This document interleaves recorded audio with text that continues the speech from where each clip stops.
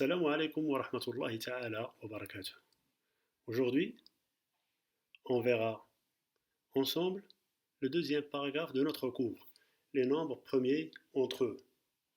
Donc, comme définition, on dit que deux entiers relatifs non nuls sont premiers entre eux si et seulement si leur PGCD est égal à 1, c'est-à-dire qu'ils n'ont pas de diviseur commun positif autre que 1.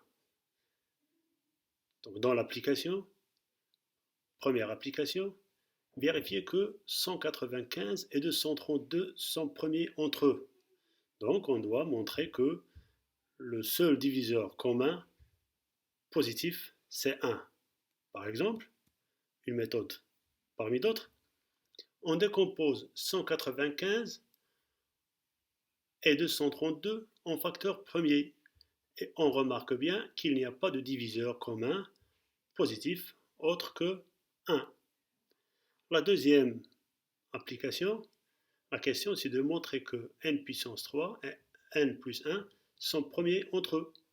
Donc pour cela, on va poser D, c'est le PGCD de n plus 1 et n puissance 3.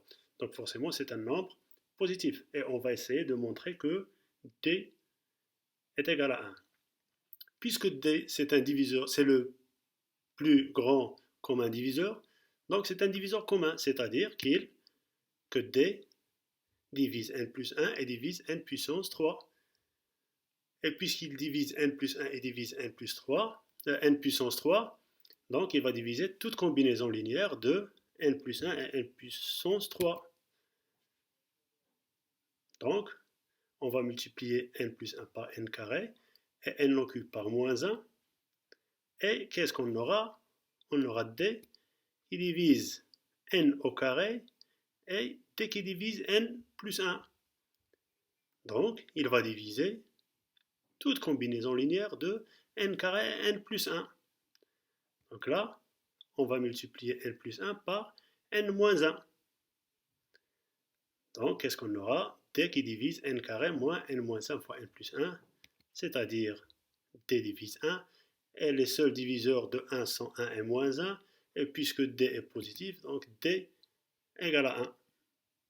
Donc, la conclusion, c'est que n plus 1 et n puissance 3 sont premiers entre eux. Activité, montrer en utilisant l'algorithme d'Euclide que le PGCD de 297 et 110 est égal à 11. Bien sûr, on peut le montrer en utilisant la décomposition en facteurs premiers, mais la question là, c'est utiliser l'algorithme d'Euclide. Qu'est-ce que c'est que l'algorithme d'Euclide?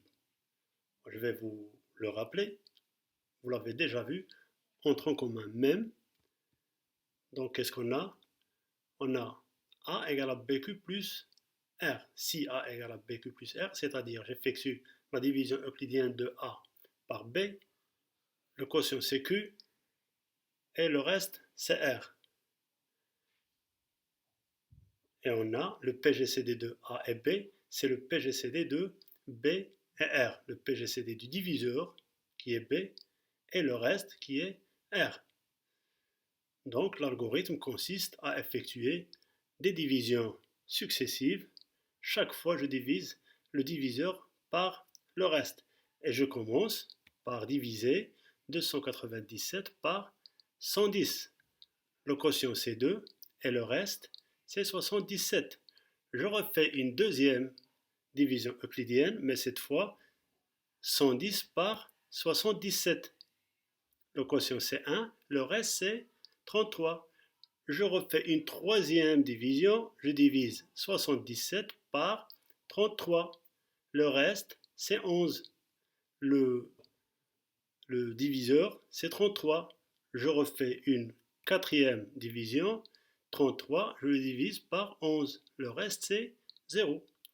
Donc si j'applique l'algorithme d'Euclide, le PGCD de 297, c'est-à-dire à partir de là, je commence par la première division.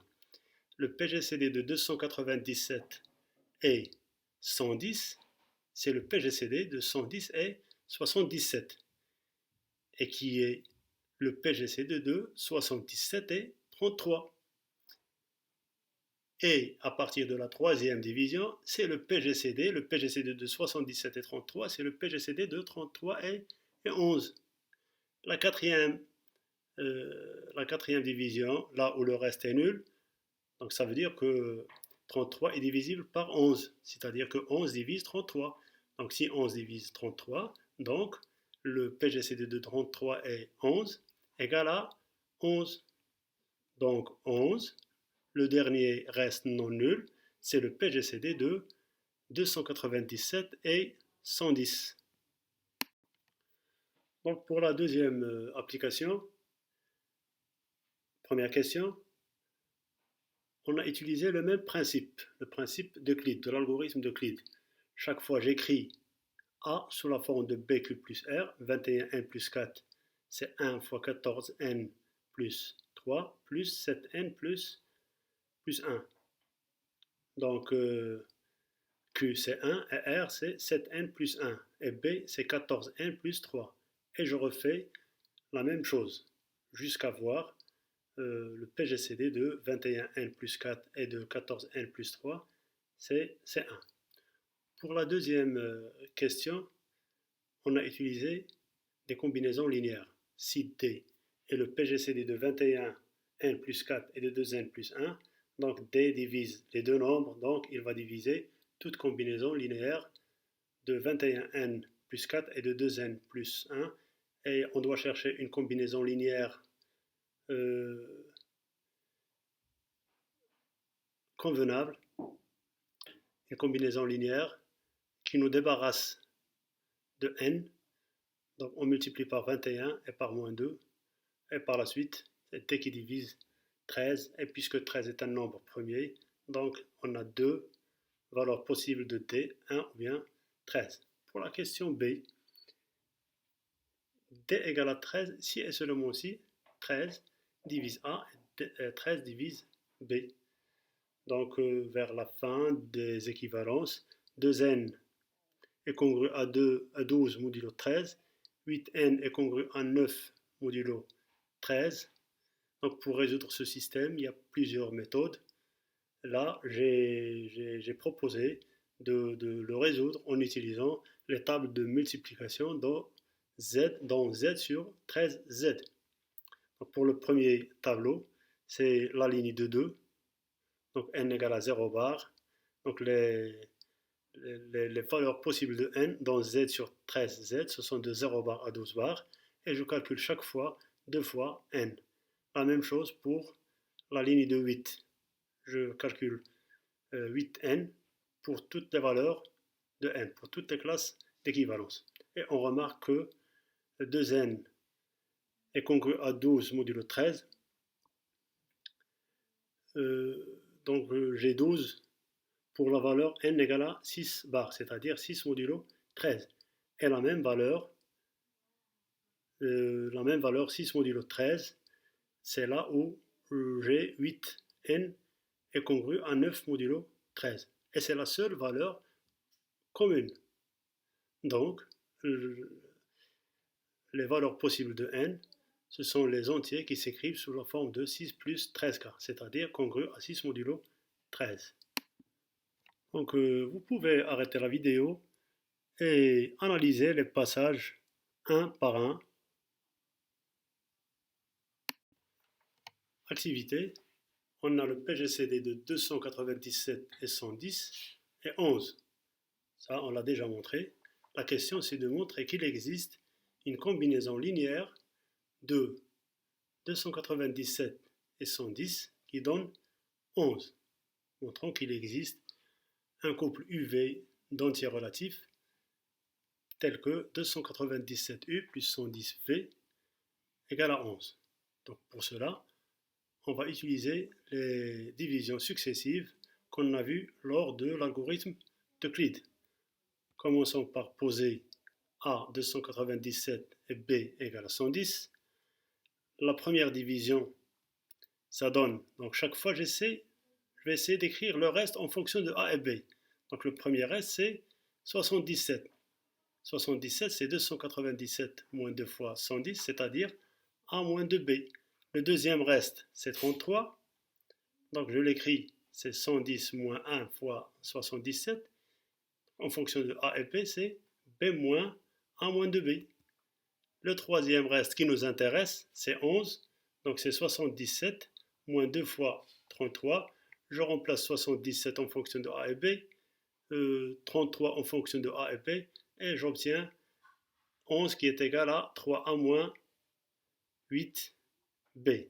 Donc il existe bel et bien un couple d'entiers naturels, d'entiers relatifs plutôt, U égale à 3, FV égale à moins 8, tel que 11 s'écrit sous la forme de 3 fois 297 moins 8 fois 110. Application, montrer que n au cube et n plus 1 sont premiers entre eux. On a déjà montré ce résultat. Vous allez le retrouver en utilisant le théorème de Bezout. Deuxième question, il s'agit de chercher les coefficients de Bezout pour les deux nombres premiers 17 et 11. Et vers la fin de la vidéo, vous allez trouver des solutions proposées pour ces applications. Pour l'activité, la première question, montrons que A et B sont premiers entre eux si et seulement si A carré et B sont premiers entre eux. Et pour arriver vers la fin de l'activité, à montrer que A et B sont premiers entre eux si et seulement si A au cube et B au carré sont premiers entre eux. On va montrer la première question. Donc on a une équivalence qu'on va montrer en deux étapes, une implication et l'implication réciproque. Pour l'implication directe, si A et B sont premiers entre eux, alors d'après le théorème de Bezout, il existe un couple d'entiers relatifs UV tel que UA plus VB égale à 1. Donc pour avoir un couple d'entiers relatifs U'V' tel que U'A carré plus V'B égale à 1, on a pensé à LV au carré, c'est-à-dire avoir U carré A carré plus 2UAV plus V carré B fois B égale à 1. Et on a le couple d'entiers relatifs, c'est-à-dire les coefficients de Bezout pour les deux nombres A au carré et B. Donc la réciproque de Bezout, ça donne que les deux nombres A carré et B sont premiers entre eux. Donc pour la réciproque, on a A au carré et B sont premiers entre eux. Donc en appliquant le théorème de Bezout, il existe un couple UV tel que UA carré plus VP égale à 1. Et à partir de cette combinaison linéaire, je peux trouver des coefficients de Bezout pour les nombres A et B. Donc on a UA fois A plus VB égale à 1. Sachant que UA et V, ce sont deux entiers relatifs, donc on a bien les coefficients de Bezout pour A et B, c'est-à-dire que A et B sont premiers entre eux. Donc de la même façon, on montre les autres propriétés. Donc pour généraliser enfin la proposition, A et B sont premiers entre eux si et seulement si A puissance n et B puissance m, deux puissances pas forcément égales, mais c'est des puissances qui appartiennent bien sûr à n étoiles. Si A et B sont premiers entre eux, si et seulement si A puissance n et B puissance m sont premiers entre eux. Et c'est une équivalence. Remarquez bien qu'il s'agit d'une équivalence.